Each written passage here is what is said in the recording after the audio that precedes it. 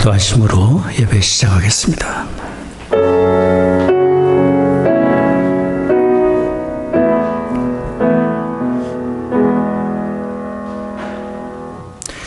이에 저희가 그 근심 중에 여호와께 부르짖음에 그 고통에서 건지시고 또 바른 길로 인도하사 거할 성에 이르게 하셨도다. 여호와 인자하심과 인생에 행하신 기이한 일을 인하여 그를 찬송할지로다. 저가 사모하는 영혼을 만족케 하시며 줄인 영혼에게 좋은 것으로 채워주심이로다. 존귀하신 아버지 하나님, 국률과 자비로 우리를 붙드시고 구원의 은혜를 베푸시며 존귀한 하나님의 자녀 삼아주시니 감사와 찬송을 드립니다. 우리의 기도를 들으시며 가장 좋은 것으로 응답하시고 의의 길 선한 길 인도하시는 아버지 하나님, 오늘도 저희들 주의 부르심 받아 이처럼 모여 예배합니다. 이곳에 주의 거룩하신 영으로 임재하시사 홀로 존귀와 영광을 받으시옵소서. 우리 드리는 찬송과 기도와 묵상이 아버지 하나님께 다 연락되기를 원합니다. 우리 주 예수 그리스도의 거룩하신 이름으로 기원하옵나이다. 아멘.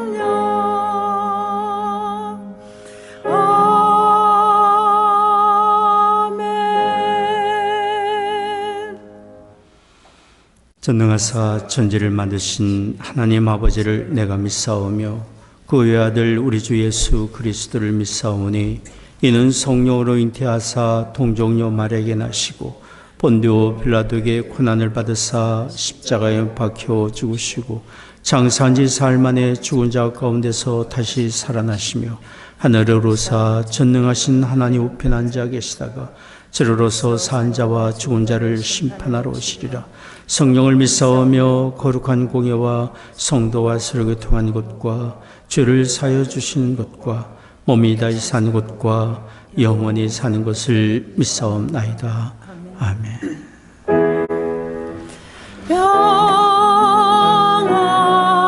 하나님의 평강이 당신의 삶에 넘쳐나기를.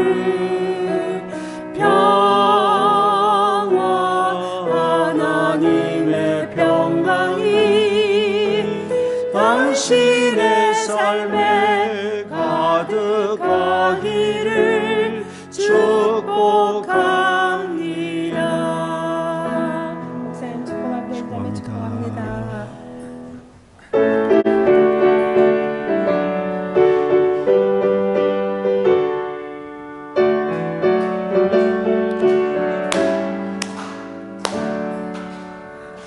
찬송으로 보답할 수 없는 큰 사랑, 주님의 영광 할렐루야.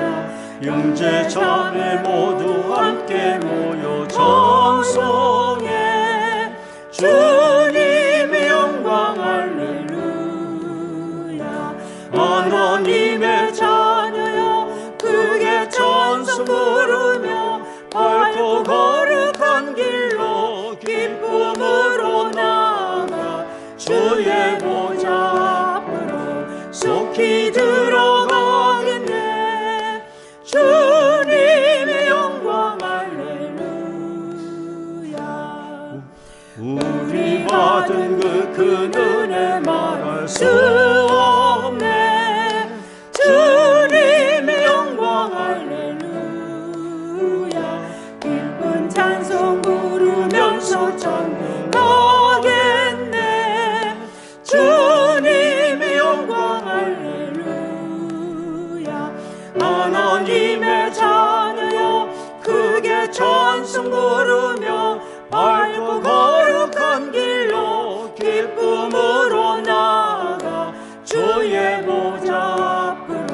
속히 들어가겠네. 주님의 영광 할렐루야. 잠시 후에 우리 모두 주를 보겠네. 주님의 영광 할렐루야. 영광스런 보좌 위에 거룩하신 주, 주님의 영광 할렐루야. 하나님의 자녀여 크게 찬송 부르며 밝고 거룩한 길로 기쁨으로 나아가 주의 보좌 앞으로 속히 들어가겠네. 주님의 영광 할렐루야. 만국 백성 천국에서 소리 높여서 주님의 영광 할렐루야. 영원토록 주의 공로 찬양하겠네. 주님의 영광 할렐루야. 하나님의 자녀여 크게 찬송 부르며 밝고 거룩한 길로 기쁨으로 나아가 주의 보좌 앞으로 속히 들어가겠네. 주님의 영광 할렐루야.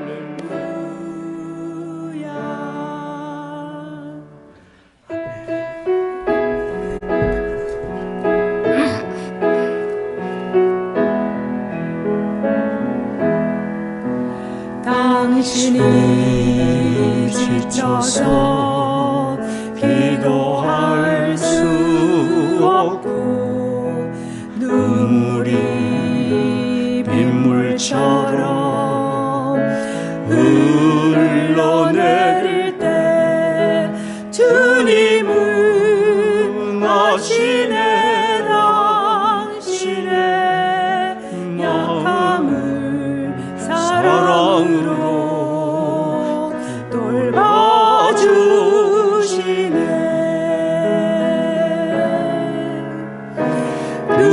누군가 널 위하여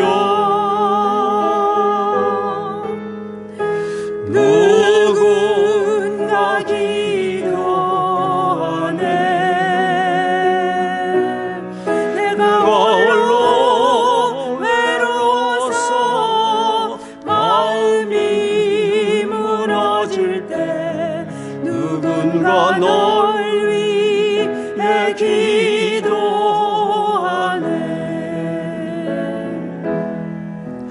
당신이 외로이 홀로 남았을 때 당신은 누구에게 위로를 얻나. 주님은 아시네. 당신의 마음을 그대 홀로 잊지 못함을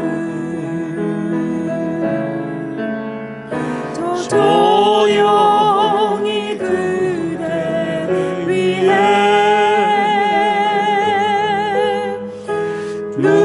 누군가 기도하네. 내가 홀로 외로워서 마음이 무너질 때 누군가 널 위해 기도하네.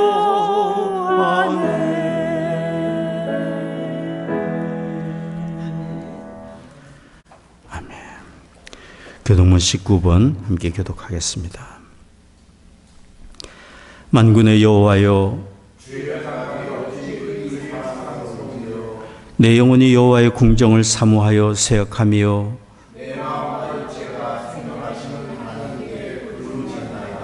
나의 왕 나의 하나님 만군의 여호와여,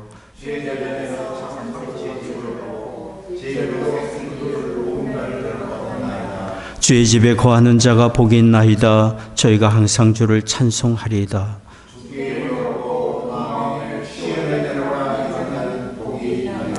저희는 눈물 골짜기로 통행할 때에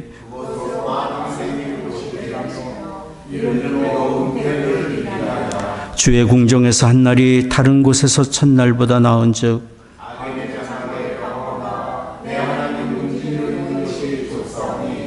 만군의 여호와여, 주께 의지하는 자는 복이 있나이다. 아멘. Our Father God in heaven, Lord, we are today to praise and honor you because of what Jesus did on the cross. We know you hear us and guide our lives. Thank you for loving this church community so deeply and for pouring out your endless grace on us. Fill us with knowledge of your love and grace so we may have understanding. Lord, give us the courage, selflessness, and love to guide our neighborhood closer to you. Thank you for keeping our church united under your lead. If it aligns with your divine will, please hear our prayers today. Finally, thank you for the incredible blessing of being able to worship you freely. We also pray for our church members and neighbors facing hardships. Guide them through their trials with your abundant love and fulfill your perfect will in their lives. Please help us to stay true to our commitment as believers. Wherever we fall short, step in to guide us, to teach us to love one another and fill our gaps. We are grateful for the love you have poured upon us, teaching us daily about patience, kindness, and devotion. We ask that we would also grow to know the depth of your love and mercy more personally and know the path you are leading us to fulfill your guidance and will. We enter your presence with gratitude for this journey. We lay our worries at your feet and ask for a fresh renewal of our body, soul, and spirit.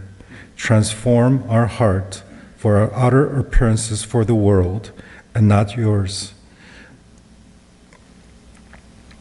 Even when we feel small, with transformation of our heart to your guidance, we trust that you will work mightily through this church, doing far more than what we could ever imagine. We thank you for being able to support evangelists. We ask that you will award them greatly. Continue to lead us in your truth.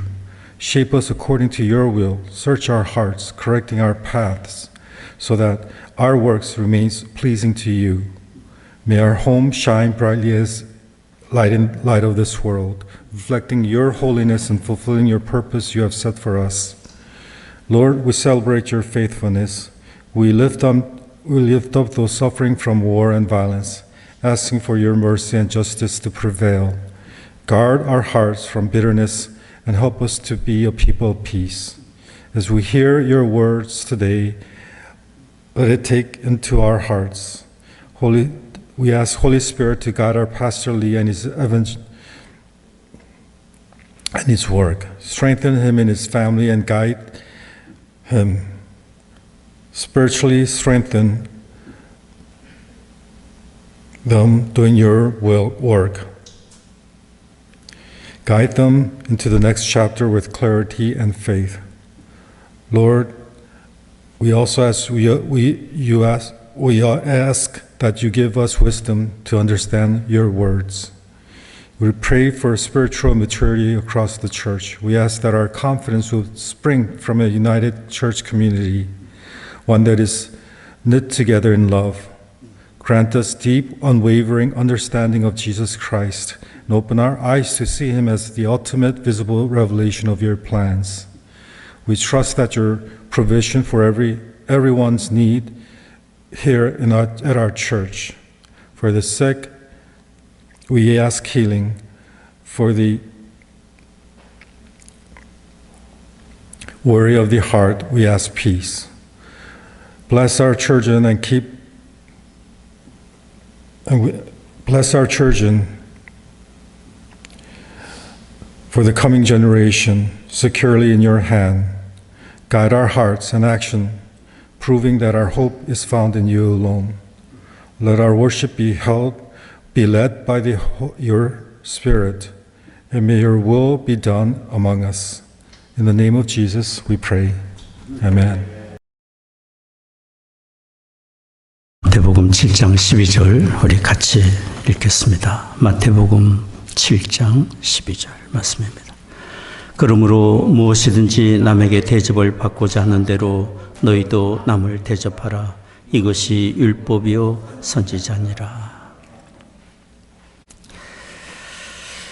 인생 여정 가는 길에 하나님께서는 우리에게 가는 길 밝혀주시는 진리의 등불을 주셨습니다. 그것은 곧 기록된 하나님의 말씀인 성경 말씀입니다. 모든 성경 말씀이 우리를 향하신 하나님의 참 진리의 말씀들이지만 오늘 읽은 이 마태복음 7장 12절 말씀은 짧은 구절이지만 우리의 삶의 구체적인 하나님의 자녀로서의 삶의 자세를 일깨워주는 너무도 귀한 말씀입니다. 이웃관계에서 특별히 어떻게 살아야 할지 중요한 삶의 원리를 말씀해 줍니다. 방금 읽은 말씀대로 우리 주님은 남에게 대접받고자 하는 대로 남을 대접하는 것, 이것은 구약의 모든 율법과 선지자들의 가르침이라고 말씀하셨습니다. 하나님이 우리에게 주신 변치 않는 삶의 원리인 것을 말씀해 주는 것입니다.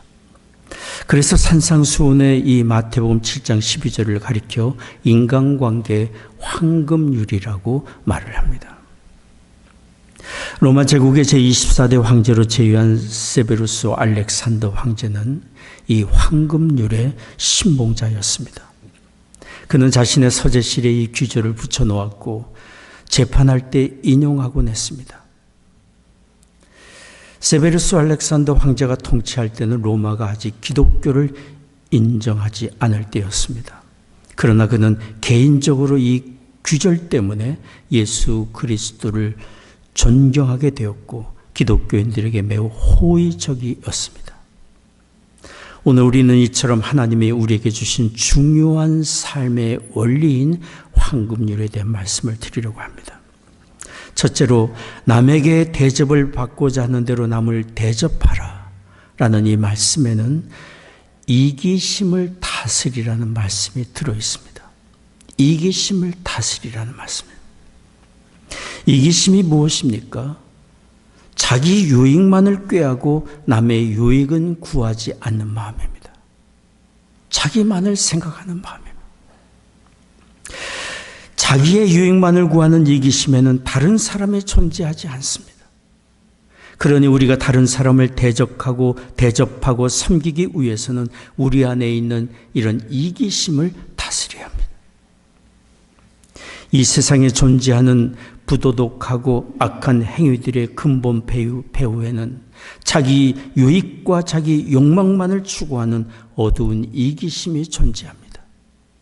성경의 기록만 봐도 그렇습니다. 인류의 처음 가정인 아담의 장자인 가인을 보십시오. 동생에 대한 시기와 분노 속에 동생을 죽인 것은 결국 자기 유익만을 생각하는 이기심 결과였어요.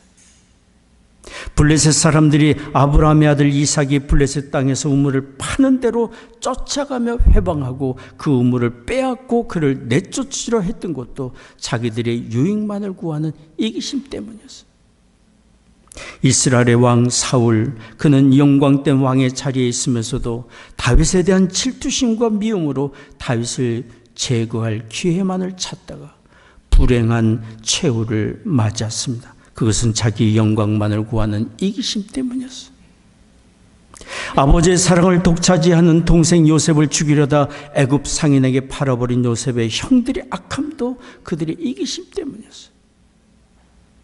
예수님의 탕자의 비유에서 자기 죄를 회개하고 돌아온 작은 아들을 그 아버지가 반기며 기뻐할 때 탕자의 형이 분개한 것은 자기가 받을 대접을 먼저 생각하는 이기심 때문이었어요.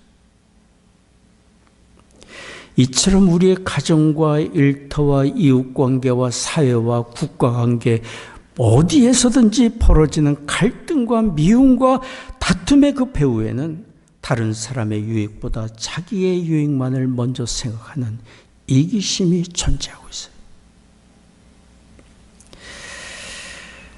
오래된 사건입니다마는 2017년 9월 5일에 우리 조국 한국에서는 강서 지역 특수학교 설립을 위한 주민 토론회가 열렸고 이것이 전 국민에게 큰 기사거리가 되었었습니다.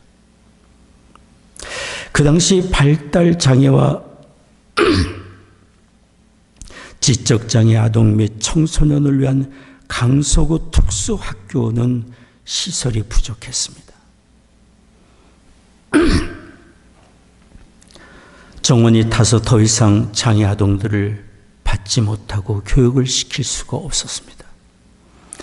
그래서 그 지역의 장애 아동 및 청소년들이 10여 년 동안 2시간이 넘는 거리인 먼 거리까지 가서 교육을 받아야만 했습니다. 그래서 장애 아동 및 청소년 학부모들이 강서구 내 폐교된 학교 시설에 또 다른 특수학교 설립을 요구했던 것입니다. 그러나 주민들이 이를 반대했습니다. 그래서 주민 토론회가 열린 거예요.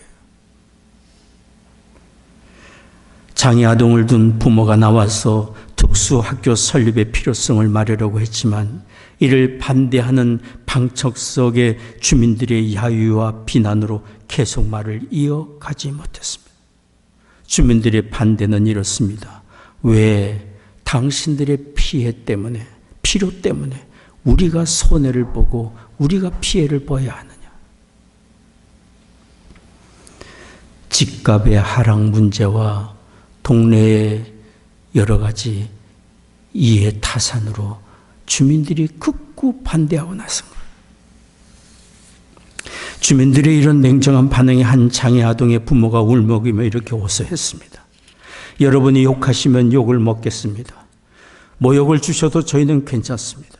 지나가다 때리셔도 맞겠습니다. 그럴지라도 우리 아이들을 위한 학교를 세울 수 있도록 도와주세요. 그래도 주민들의 반응이 차갑고 반대가 거세지자 장애 아동의 부모들이 사람들 앞에서 무릎을 꿇었습니다.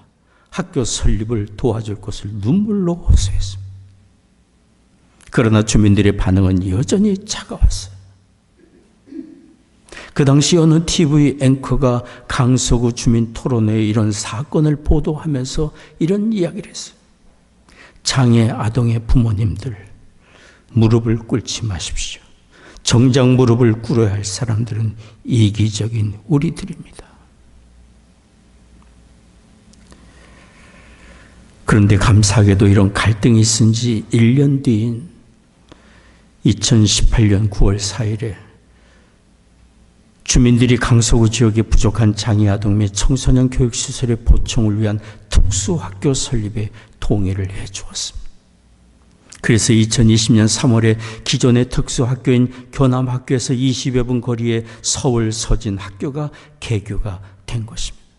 그렇게 새롭게 개교한 서울 서진학교에는 지역 주민들을 위한 도서관이 세워지고 학교 시설 안에 복합문화시설들이 조성이 되었습니다. 지역 주민들과 장애 아동 학생들이 함께 사용을 하게 된 것입니다. 그리고는 지금까지 학교는 잘 진행되고 있는데요. 지역 주민들이 말을 합니다.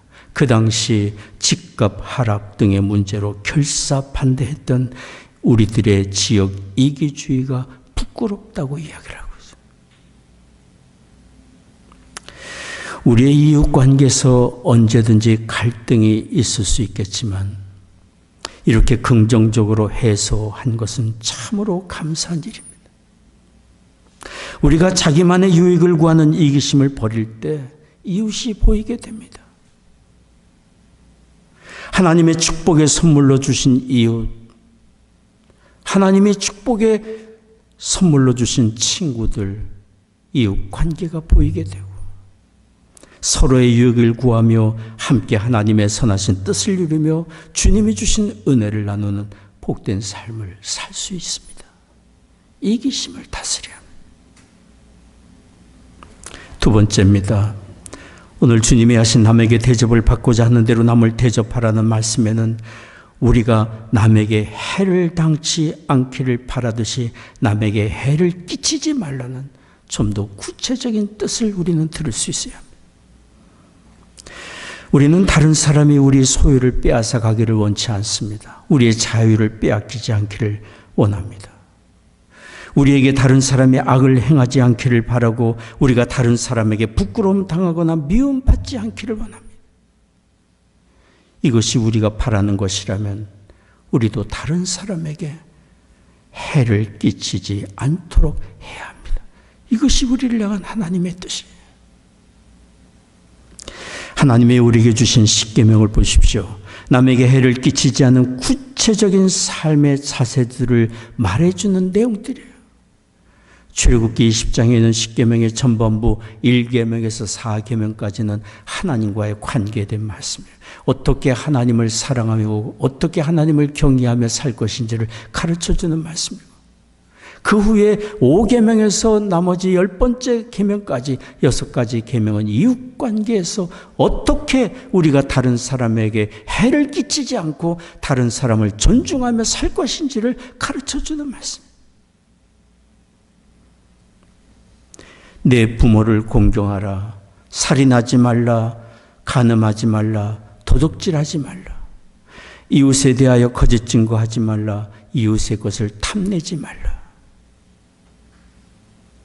이 계명들은 다른 사람의 생명과 존엄성과 소유와 명예와 안정과 관계된 계명들이에요.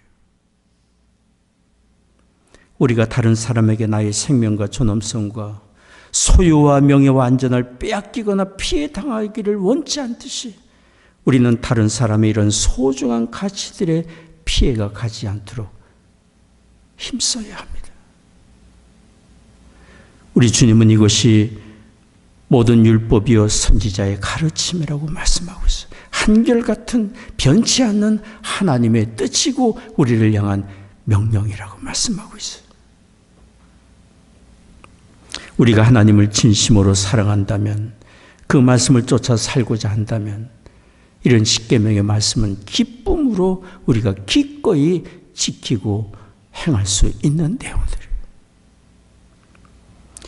우리가 이런 하나님의 뜻을 귀히 여기지 않고 가볍게 여기고 쫓아 살지 않는다면 필경 우리의 가정과 일터와 이웃관계, 이 세상은 서로에게 해를 끼침으로 나타나는 갈등과 상처와 미움과 다툼과 전쟁이 그치지 않을 거예요. 우리는 지난 2001년 9월 11일에 발생한 뉴욕 월드 트레이드 센터 테러 사건을 기억합니다. 지금은 건물이 무너진 그 자리에 지난 2014년에 국립 911 기념관이 세워졌습니다. 이 박물관에는 희생자들에 대한 추모와 당시의 참상과 악의 도전에 굴하지 않을 의지의 표현과 희망이 전시되어 있습니다. 언젠가 이곳을 다녀오신 홍성애 씨라는 분이 신문에 이런 길을 기고한 것을 읽어본 적이 있습니다. 왜 인류는 잔인한 행위를 멈추지 않는가? 왜 이렇게 잔인한 행위들을 행하는가? 정치 이념의 극심한 대치, 자기 국익만 추구하는 이기적 행위, 이런 것은 인류 사회를 지속적으로 위협하고 갈등을 일으키고 항상 전쟁 상태를 만들어가고 있는데 왜 이런 일이 그치지 않는가? 이런 글을 쓰신 분의 안타까운 마음은 우리들에게도 있습니다. 그런데 성경은 이 세상이 이런 일이 그치지 않고 점점 더 악해져 가는 일이 있게 될 것이라고 예고하고 있습니다. 디모데후서 3장 1절에서 5절까지 말씀입니다. 같이 읽겠습니다. 내가 이것을 알라. 말세에 고통하는 때가 이르리니 사람들은 자기를 사랑하며 돈을 사랑하며 자긍하며 교만하며 회방하며 부모를 거역하며 감사치 아니하며 거룩하지 아니하며 무정하며 원통함을 풀지 아니하며 참소하며 절제하지 못하며 사나우며 선한 것을 좋아하니 하며 배반하며 팔며 조급 조급하며 자고하며 쾌락을 사랑하기를 하나님 사랑하는 것보다 더하며 경건의 모양은 있으나 경건의 능력은 부인하는 자니 이 같은 자들에게서 내가 돌아서라. 우리 주님 다시 오시는 그때가 가까워올수록 세상은 점점 더 하나님을 떠나고 믿음을 잃어가고 하나님 사랑보다 세상을 더 사랑하고 자기 사랑에 빠지고 악을 행하는 일들이 점점 더 많아질 것이라고 예고하고 있어요. 성경이 이렇게 말하는 것은 구속함을 받은 하나님의 자녀들이 어떻게 살아야 될 것인지, 이런 세상에서 어떻게 자기를 지키며 무엇을 하며 살아야 할지를 일깨워주기 위한 것이에요. 그래서 하반절에 말씀하지 않습니까? 이 같은 자들에게서 내가 돌아서라. 돌아서라.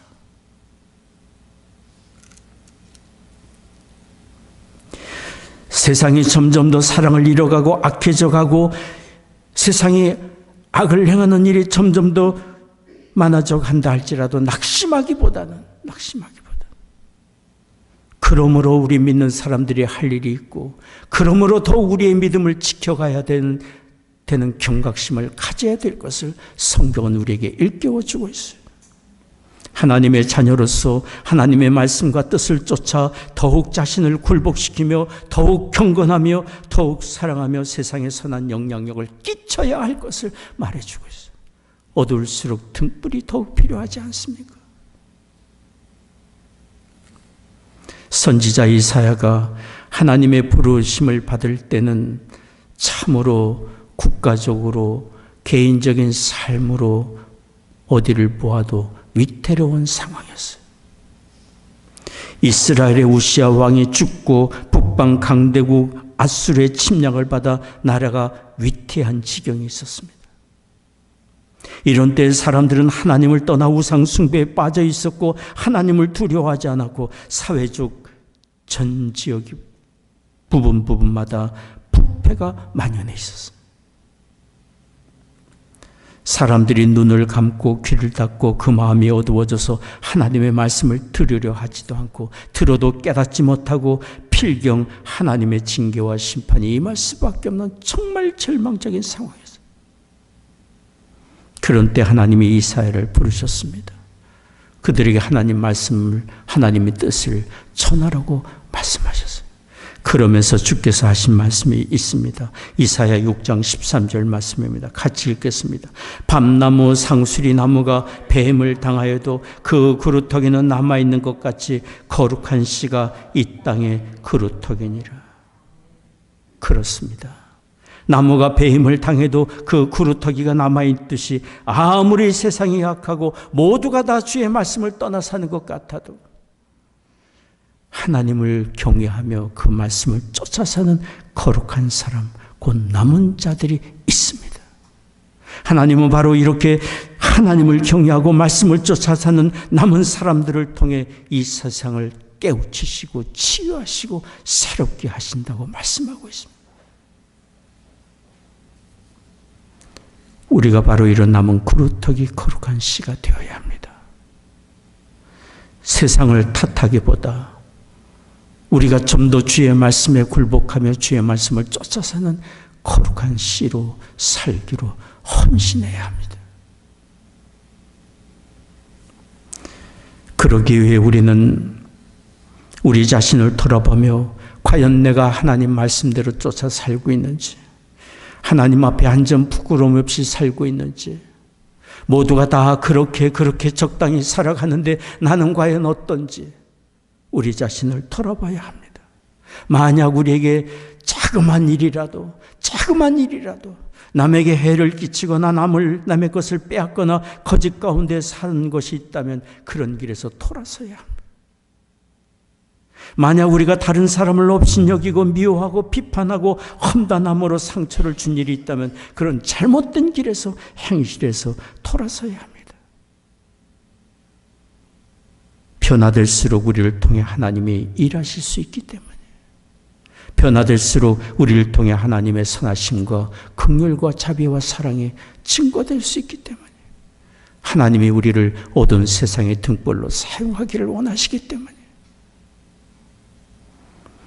주의 말씀에 굴복할수록 우리의 삶, 인격과 행실과 언어와 우리를 통하여 하나님의 크신 은혜와 사랑의 불길이 더욱 밝게 드러날 수 있기 때문에 기억해야 합니다. 남에게 해를 당치 않기를 우리가 원하듯이 남에게 어떤 경우에서도 자그마한 일이라도 해를 끼치지 않도록 우리 자신을 다스려야 합니다.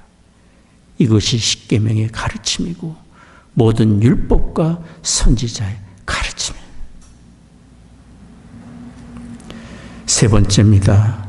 남에게 대접을 받고자 하는 대로 남을 대접하라는 주님의 이 말씀은 있는 그대로 우리에게 이웃을 내 몸과 같이 사랑하고 섬기라는 적극적인 말씀입니다. 내 몸과 같이 사랑하고 섬기라. 하나님이 우리를 위해 그 아들 예수 그리스도를 십자가의 희생제물로 내어주시고 우리의 모든 죄를 용서하시고 하나님이 대면하여 말씀하시고 우리의 기도를 들으시는 존귀한 자녀 삼아주시며 우리에게 영원한 생명과 하나님의 나라를 유업으로 물려주신 것은 남에게 해를 끼치지 않을 정도로만 살기 위해서가 아닙니다. 남에게 해를 끼치지 않을 정도만 아니라 내 몸처럼 다른 사람을 대접하고 사랑으로 섬기는 하나님의 자녀로서의 적극적인 삶의 자세를 요구하는 것입니다. 하나님의 자녀이기 때문에 우리의 말 한마디, 우리의 행실을 통하여 우리를 택하시고 사랑하시는 하나님 아버지의 이름이 증거되기 때문에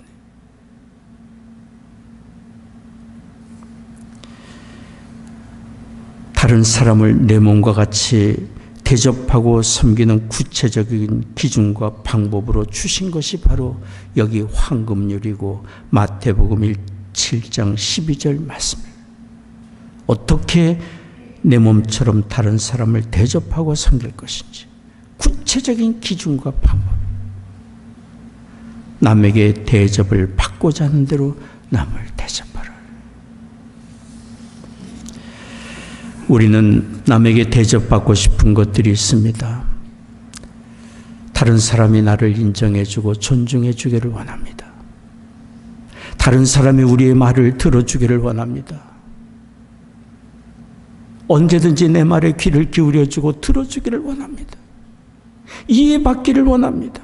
우리의 허물과 실수를 품어주고 용서해주기를 원합니다.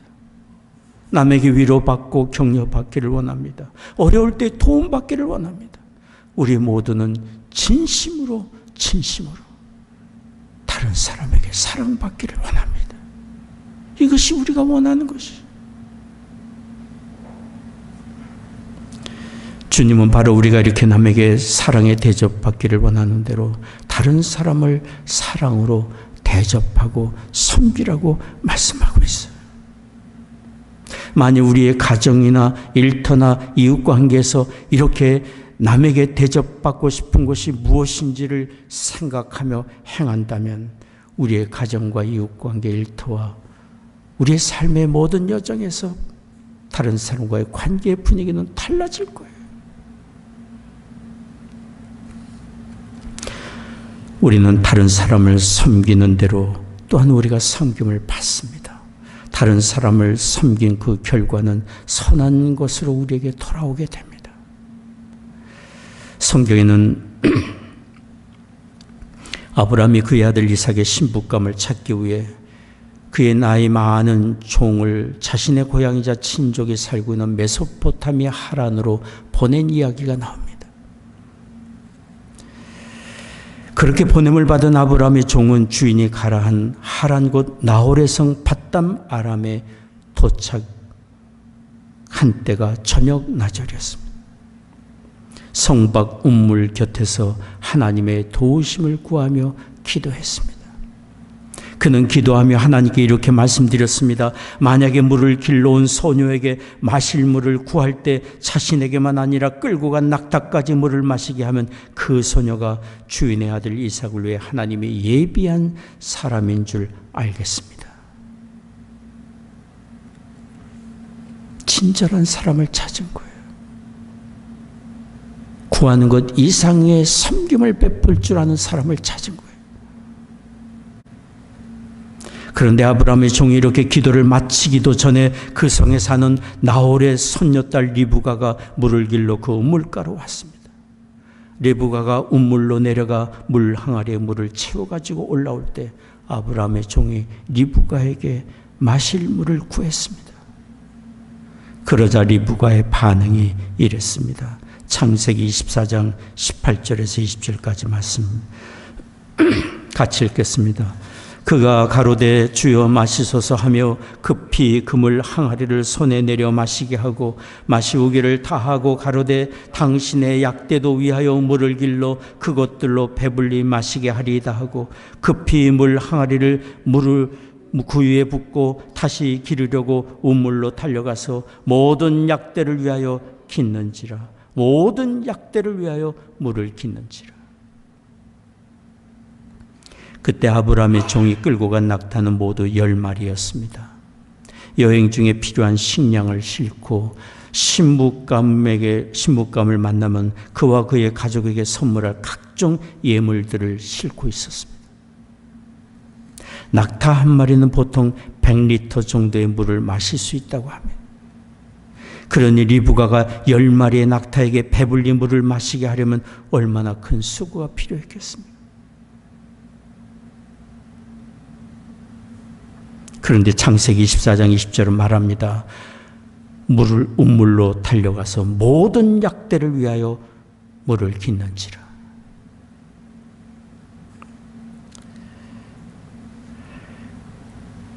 이런 리브가의 적극적이고 헌신적인 넘치는 섬김을 지켜본 아브라함의 종은 하나님이 자신의 기도에 응답하신 것을 알고 하나님께 감사를 드렸습니다. 우리는 그 결과가 무엇인지를 압니다. 나그네를 적극적으로 헌신적으로 대접하고 섬긴 리브가는 아브라함의 아들 이삭의 아내가 되었고 온 세상 모든 사람을 구원하러 오신 하나님의 아들 예수 그리스도의 탄생을 위한 육신의 초상이 되었어요. 제가 아는 어느 분이 이것을 리브가의 법칙이라고 말할 수 있지 않겠느냐고 이야기를 했어요. 맞습니다. 남이 구하는 것 이상으로, 요구받는 것 그 이상으로 상대의 필요를 살피며 적극적으로 섬기고 대접하는 것, 그것이 곧 리브가의 법칙이에요. 그렇게 함으로 자신의 삶이 존귀케 된 것이기 때문에 이런 리브가의 법칙은 우리의 가정과 일터와 이웃관계 등 어디에서든지 필요하고 적용되는 법칙입니다. 하나님을 사랑하며 그 말씀대로 사는 우리를 하나님이 귀히 여기시고 섬기는 대로 갚아주실 것이기 때문에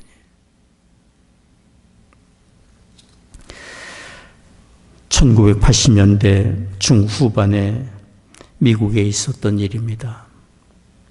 미국 낙농업계는 우유의 과잉 생산으로 우유 가격이 폭락했습니다.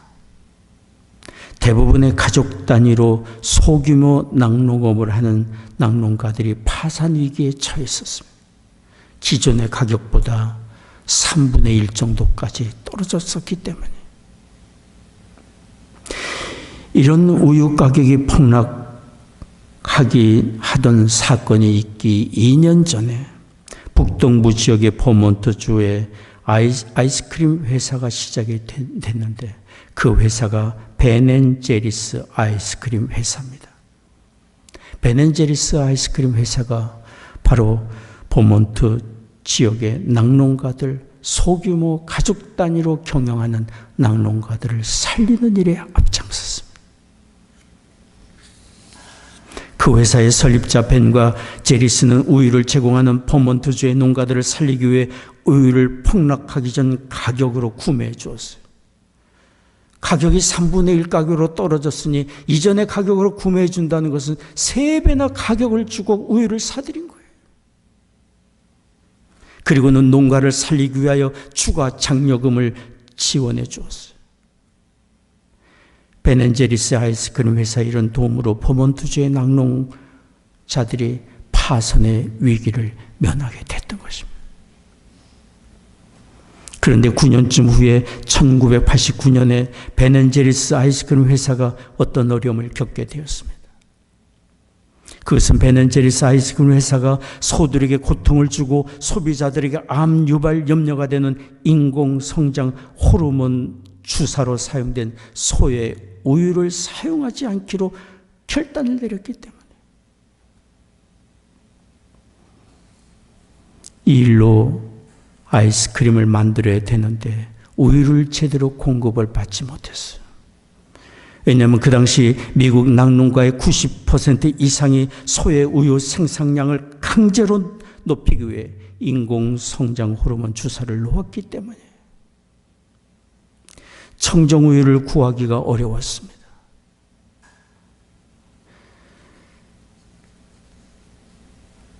소비자들의 건강을 염려하고 소들에게 고통을 주지 않고 높은 차원의 가치를 추구하려고 이런 회사의 비전을 내걸었지만 우유를 공급받지를 못했습니다.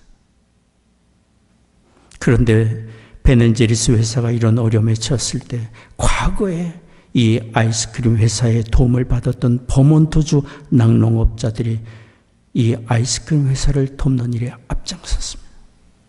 손해를 자초하고 그동안 소에게 놓아주었던 인공성장 호르몬 주사를 주지 않기로 결단을 내리고 청정 우유를 생산해서 베넨제리스 회사에게 공급했습니다. 우유 생산량은 급격히 줄었고 손해는 이만저만이 아니었습니다. 그러나 끝까지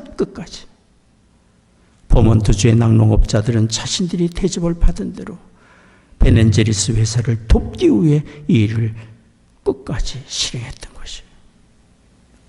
이 일로 베넨제리스 아이스크림은 미국에서 유일하게 청정우유 아이스크림이라는 평을 받게 되었습니다.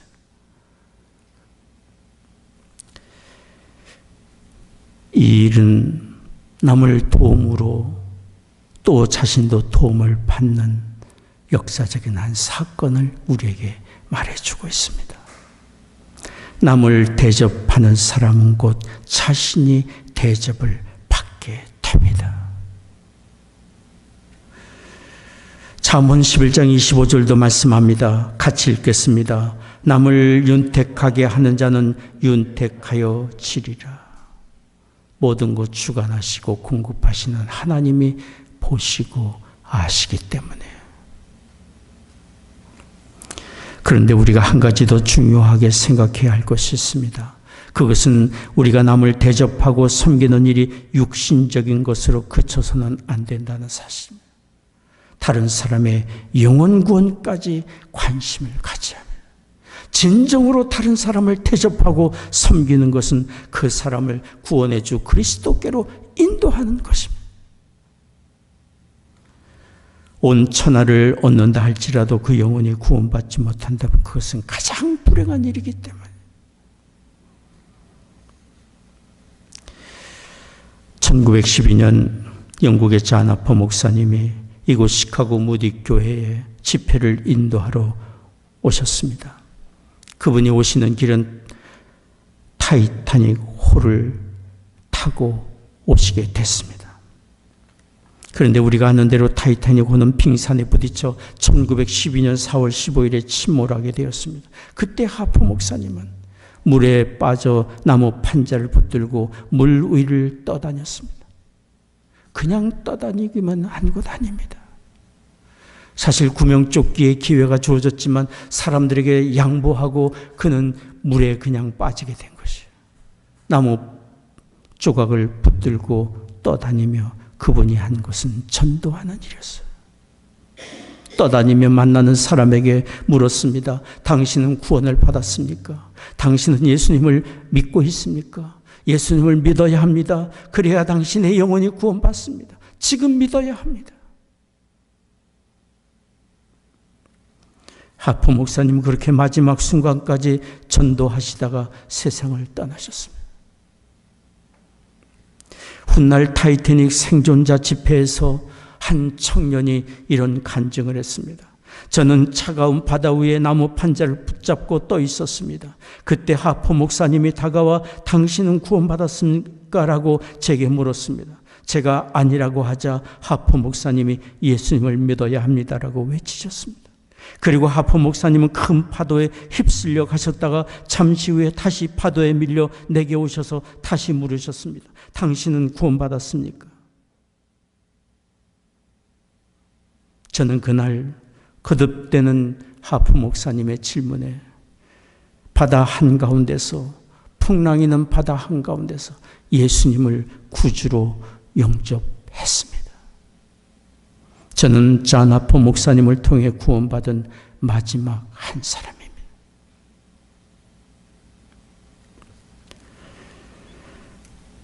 우리가 마지막 순간까지 힘써야 하는 것은 한 사람이라도 더 구원의 주 예수 그리스도께로 인도하는 일입니다. 최고의 대접이고 최고의 섬김이고 우리의 건강과 가진 삶의 자원과 생명을 들여서 할 수 있는 최고의 일이기 때문에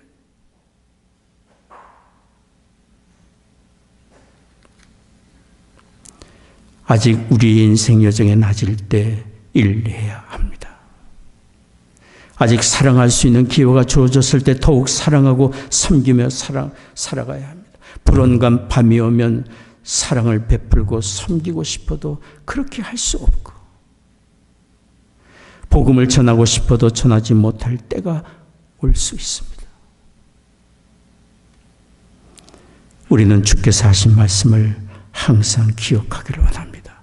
그러므로 무엇이든지 남에게 대접받고자 하는 대로 너희도 남을 대접하라.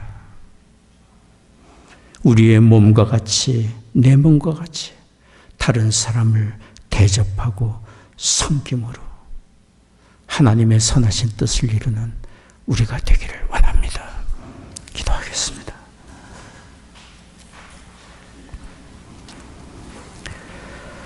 자비로우신 아버지 하나님, 하나님의 크신 긍휼과 자비로 택함받아 구원받아 영생으로도 하나님 나라를 얻고 하나님의 존귀한 자녀 삼아주신 우리에게 어떻게 살아야 할지 주께서 말씀하시는 주의 말씀을 들었습니다. 남에게 대접받고자 하는 대로 남을 대접하라 하신 주의 말씀 항상 기억하며 실천하며 사는, 그래서 많은 선한 열매를 맺는 우리가 되게 하여 주옵소서. 예배하며 주 앞에 헌금을 구별하여 드립니다. 우리의 심령을 드리며 삶을 드립니다. 허락해 주신 가족마다 믿음과 사랑으로 든든히 세워져 가게 하여 주옵시고 우리의 사랑하는 자녀들 이룬 가정과 학업의 현장과 일터에 함께해 주시사 주 예수 그리스도를 온전히 믿으며 주님의 사람들로, 그리스도를 따르는 사람들로, 주의 영광의 도구들로 쓰임받도록 축복해 주옵소서. 육신이 연약한 교우들이 있습니다. 하나님의 시간 치유의 광선을 비추어 주시사 모든 질병과 연약함 굴복하여 떠나가게 하여 주시옵소서. 강건한 은혜를 얻게 해주시며 마음의 참된 평안과 위로와 용기와 소망을 얻게 하여 주옵소서. 경영하는 사업 다 잘되며 일터마다 복된 장소들이 되게 하여 주옵소서. 사랑하는 조국과 북녘 땅 하나님의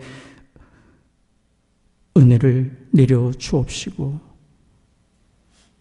이곳 우리의 사는 터전 미국이 하나님의 의의 도구로 또한 쓰임받게 하여 주옵소서.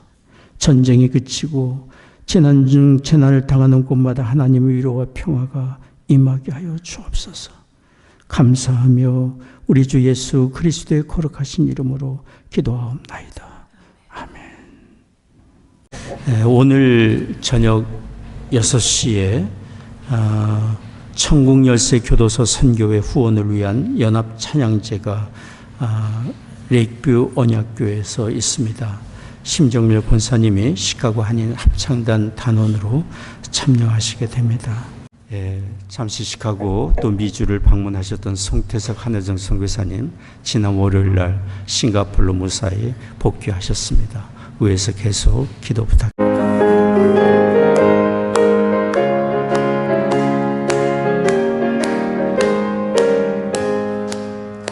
내가 매일 기쁘게 술래기를 주의 발이 나를 안보하며 내가 주의 금복을 밟는 참된 비결은 주의 영이 함께함이라. 성령이 계시네 할렐루야 함께하시네. 좁은 길을 걸으며 밤낮 기뻐하는 것 주의 영이 함께함이라. 전에 죄에 빠져서 평안함이 없을 때 예수 십자가의 홈로 힘입어 그 발 아래 엎드려 참된 평화 얻으니 주의 영이 함께함이라. 성령이 계시네 할렐루야 함께하시네. 좁은 길을 걸으며 밤낮 기뻐하는 것 주의 영이 함께함이라. 나와 동행하시고 모든 염려하시니 나는 숲의 새와 같이 기쁘다. 내가 기쁜 마음으로 주의 뜻을 행함은 주의 영이 함께함이라. 성령이 계시네 할렐루야 함께하시네. 좁은 길을 걸으며 밤낮 기뻐하는 것 주의 영이 함께함이라. 세상 모든 정욕과 나의 모든 욕망은 십자가에 이미 못을 박았네. 어두운 밤이 지나고 무거운 짐 벗으니 주의 영이 함께함이라. 성령이 계시네 할렐루야 함께하시네. 좁은 길을 걸으며 밤낮 기뻐하는 것 주의 영이 함께함이라. 기도하겠습니다. 지금은 우리의 구원의 주 예수 그리스도의 은혜와 하나님 아버지의 한량없는 사랑하심과 성령의 위로 교통 임재하심이 오늘 예배하는 성도들의 심령과 가정과 산업의 현장 위에 이제로부터 영원히 함께 하시기를 축원하옵나이다.